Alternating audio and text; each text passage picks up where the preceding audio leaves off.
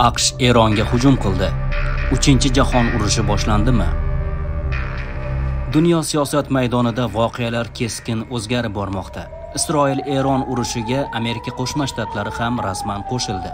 Gap shundaki, 22-iyun kuni prezident Donald Tramp bergan ko'rsatmaga binoan AQSh Eronning 3 ta yadroviy obyekti mustahkamlangan Fordoga zarba berdi. Tog' ostidagi Fordo yadro maskaniga 13 tonnalik ulkan bomba tashlangani aytilmoqda. Tramp shu bilan ish tugaganini, endi tinchlik o'rnatish vaqti kelganini ham qistirib o'tgan. Biz zarbalarni muvaffaqiyatli yakunladik. Hamma samolyotlar endilikda Eron havo hududidan tashqarida. Bombalarning to'liq yuklamasi asosiy nishon Fordovga tashlandi. Barcha samolyotlar endi xavfsiz tarzda ortga qaytmoqda. Buyuk Amerika jangchilarini tabriklaymiz.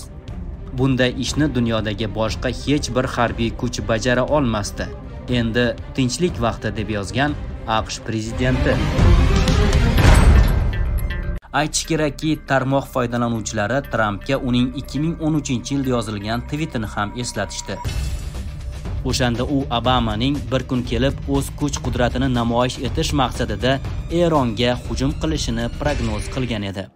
Yodingizda bo'lsa, men oldinroq aytgan edim.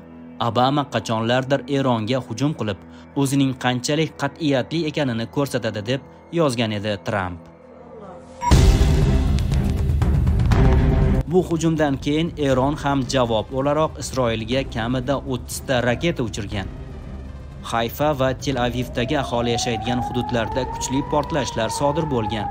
Mahalliy ommaviy axborot vositalari xabarlariga ko'ra, 10 dan ortiq joyda raketalar tushgani qayd etilgan. Hozirda Shfela mintaqasidagi bir kishi o'rtacha og'irlikda jarohat olgani xabar qilinmoqda.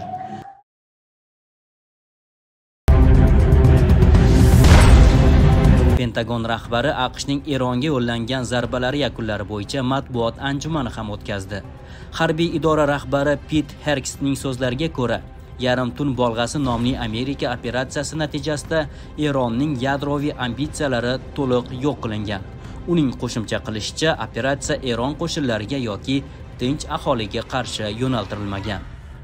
AQSh Birlashgan Shtab boshliqlari qo'mitasi rahbari Den Keyn Eronning 3 ta yadro obyekti Fordo, Natans va Isfahon juda jiddiy shikastlanish va vayron bo'lishga uchraganini ta'kidladi.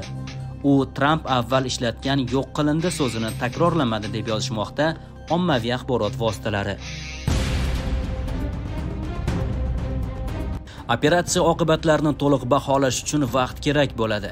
Eronda qandaydir yadroviy salohiyat saqlanib qolganmi yoki yo'qmi, bu haqda hozircha gapirish erta, deb qo'shimcha qildi Keyn.